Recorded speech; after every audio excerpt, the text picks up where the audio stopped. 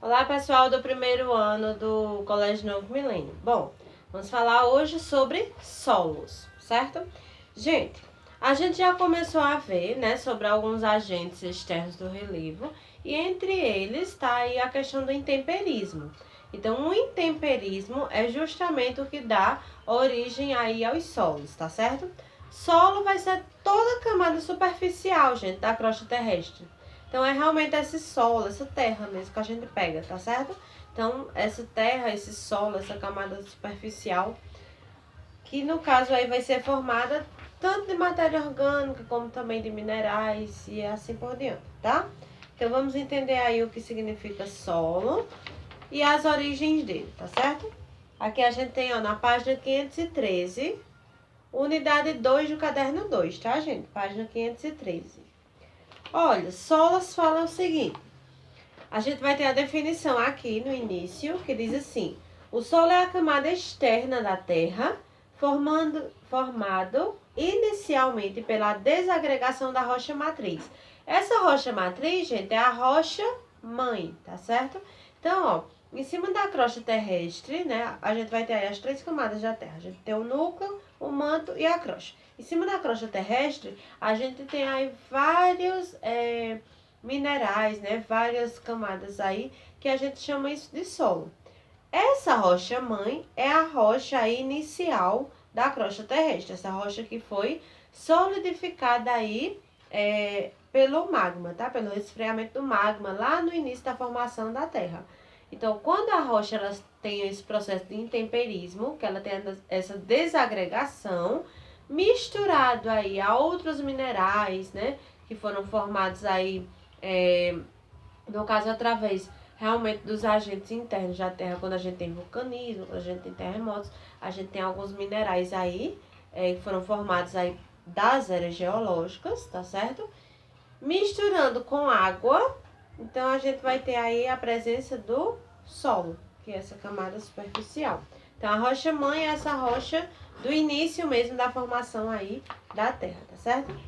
Aí aqui diz assim: portanto, o aspecto do solo varia de acordo com o tipo de rocha que se originou e com as condições em que ele foi formado, como quantidade de água e matéria orgânica. Então, se eu tenho um solo que tem muita presença de água, um solo úmido, né, ele vai ser automaticamente, pode ser que seja um solo mais fértil ou não, tá? Dependendo da quantidade de água. E também a questão das matérias orgânicas, que são restos de animais e vegetais que estão misturados aí a essa desagregação da rocha.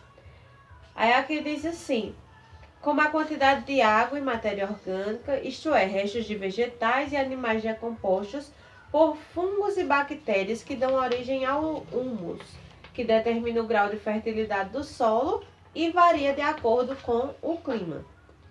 Então, gente, ó, preste atenção. Nós temos aqui: solo é a camada externa da Terra formada inicialmente pela desagregação das rochas, que é a rocha matriz, né? Que a gente também chama de rocha mãe, tá? Aí ele vai ser formado aí, ó, pelo ar, água, matéria orgânica e minerais. Por que o ar? Porque no caso, dependendo aí do clima, realmente, da temperatura, né? Da atmosfera também, a gente vai ter aí um solo diferente, né? De outros locais, tá? Então, se eu tenho, por exemplo, temperaturas altas, então eu tenho uma aridez maior no solo, porque ele vai receber mais insolação, né? Vai receber mais raios solares.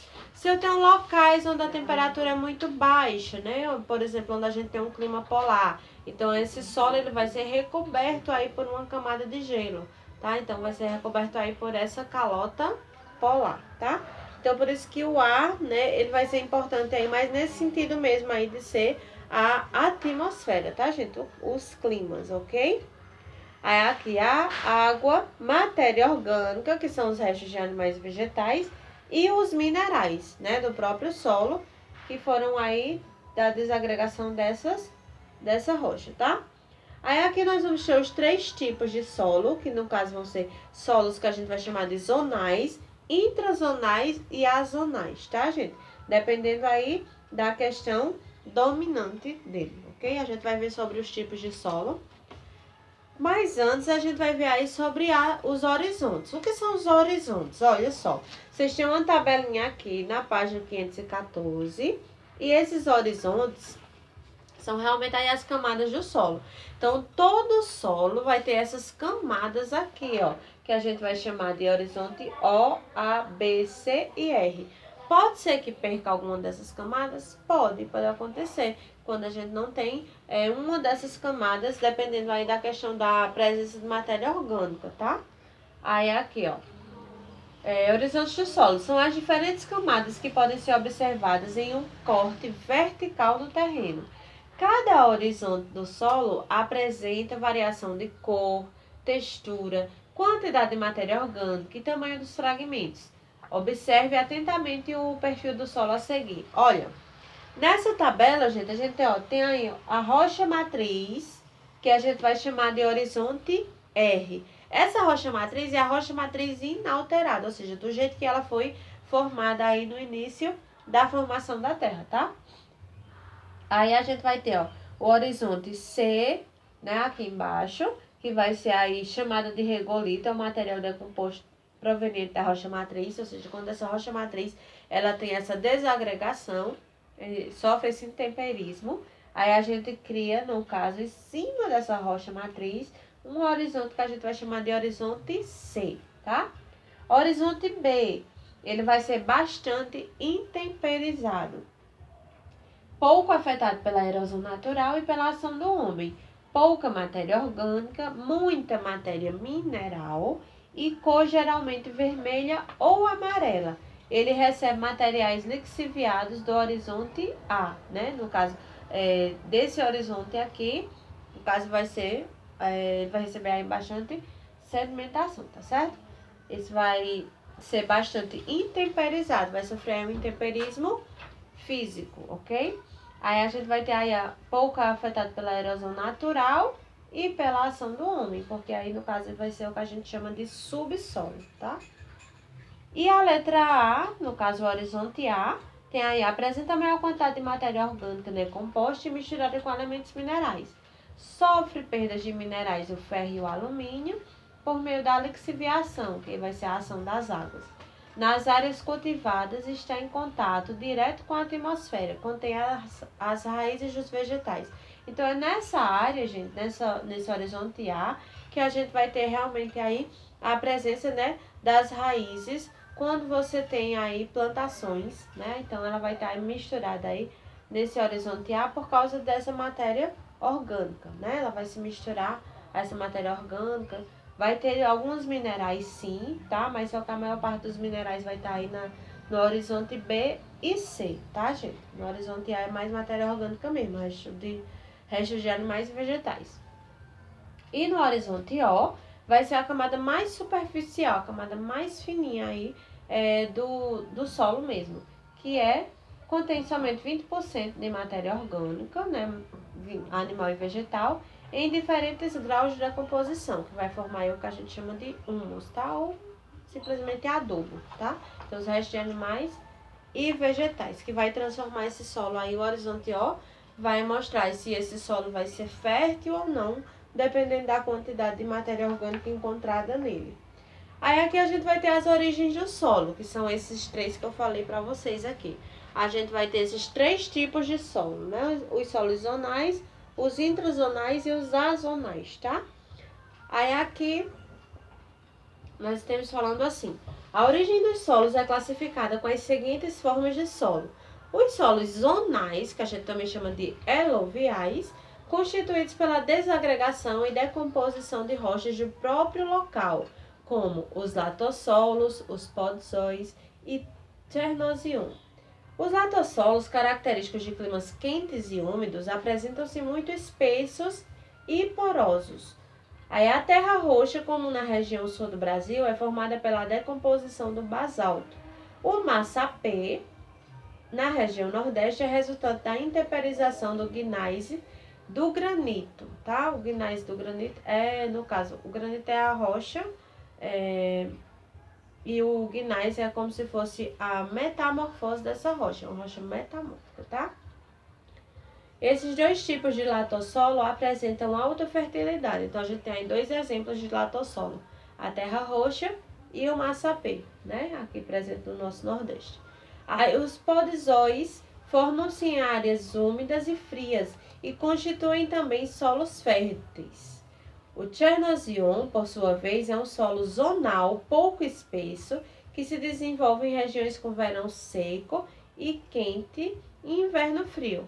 Aí aqui a gente vai ter aqui duas imagens, né, mostrando aí a terra roxa no Paraná, tá? Que é um tipo aí de latossolo.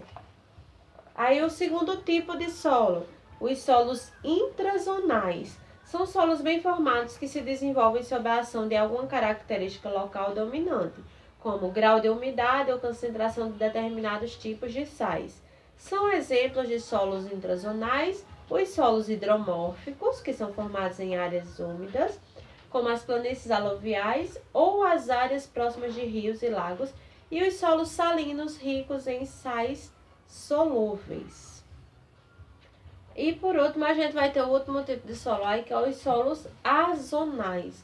São formados pela deposição de sedimentos que foram transportados pela água do vento e pelo vento, em regiões montanhosas ou de relevos acidentados. Encontram-se os litossolos, caracterizados pela pequena espessura de baixa fertilidade. Outro tipo de solo azonal é o aluvial, resultante do transporte e da deposição de sedimentos carregados pelo vento até as planícies de inundação, como Loess, característico da planície chinesa, ok, gente? Então, aqui, ó, nós vamos ter as duas imagens aqui mostrando solos, né? A gente tem aqui um solo mostrado na província de Shanxi, na China, e tem um solo aí de terra roxa no Paraná, ok?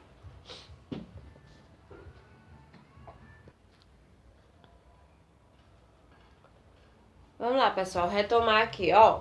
Então, as origens do solo, os horizontes do solo, a gente já viu, né? E aqui a gente vai ter a destruição e preservação do solo. Gente, nessa parte aqui, é realmente quando a gente fala aí de tudo que o homem ele pode fazer, né? Pra esse solo, no caso, ser desgastado de alguma forma. Ou então ações mesmo aí da natureza, tá? Então, a gente tem esses dois tipos de ação. A ação da natureza com os fenômenos naturais, tá? Como questão de tectonismo, vulcanismo que altera aí mesmo o solo. E a gente também vai ter a ação antrópica, que é a ação do homem, ok? Então, a destruição do solo é causada por diversos fatores, como a utilização de agrotóxicos na agricultura, a prática de queimadas e o desmatamento da vegetação natural, que resulta na exposição do solo ao processo de erosão. O processo de erosão a gente viu nas últimas aulas, né, gente? A gente tem aí a erosão causada pelo vento, da água, né? A erosão pluvial, a erosão glacial, a erosão fluvial, a erosão marinha. Aí aqui, o intenso uso do solo também pode provocar perdas de nutrientes minerais, se houver utilização de técnicas inadequadas do cultivo.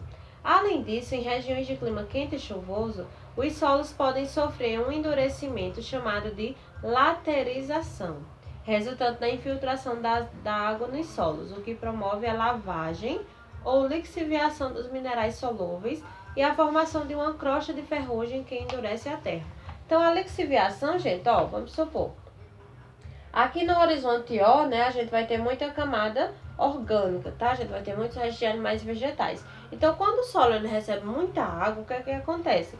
Esse humus, tá? Essa matéria orgânica, né, juntamente aí com outros nutrientes que a gente vai ter no solo, eles vão ser lixiviados, ou seja, vão ser empurrados pela água para os horizontes abaixo. Então, quando esse solo ele fica sem matéria orgânica, né, quando ele foi lixiviado pela ação aí da água, ele vai formar aquele processo de endurecimento, porque ele não vai ter aí matéria orgânica, né, para dar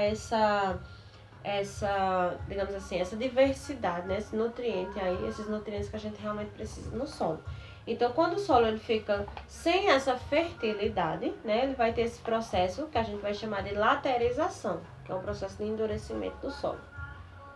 Aí aqui diz assim: O ano de 2015 foi eleito pela Organização das Nações Unidas como o Ano Internacional dos Solos. Segundo dados da ONU, estima-se que cerca de 33% dos solos globais já estão degradados, e a demanda por alimentos e fibras por parte da população em crescimento deve aumentar em 70% até o ano 2050. Então, ó, a gente tem a degradação aí dos solos, ao mesmo tempo que a gente tem uma demanda maior aí da população por alimentos. Então, se a gente não tem a fertilidade desses solos, automaticamente a gente vai ter um problema aí na questão da agricultura, certo? Aí aqui diz assim, dentro dessa perspectiva, especialistas afirmam a urgência da necessidade de planejamento e uso sustentável desse recurso. Observe o mapa que identifica os processos erosivos em diferentes continentes do globo terrestre. Aí a gente tem aí, através das cores, né? O solo que está muito degradado, o solo que está degradado, o solo que está estável e onde a gente não tem vegetação, né? Nessa parte aqui, ó, da África, onde a gente tem aí o deserto do Saara, né? Aqui o deserto também do Irã. A gente vai ter aqui os desertos, ó, na Ásia, tá? E a gente vai ter aqui a Antártida, né? Que é coberta aí por calota polar, uma camada de gelo. E aqui na Groenlândia também, tá? Onde a gente não tem vegetação, certo? Então, pessoal, o nosso desafio de hoje, no caso, vai ser vocês fazerem uma pesquisa a respeito de qualquer desses fatores que degrada o solo, tá? Então, vocês vão fazer uma pesquisa e mandar algum desses fatores, ou sobre agrotóxicos, ou sobre desmatamento, ou sobre queimadas, tá? Alguma coisa aí que faz a degradação do solo, certo? Então, vocês vão pesquisar, fazer um comentário e mandar no WhatsApp, ok? Então, a gente continua nas nossas aulas online. Bons estudos!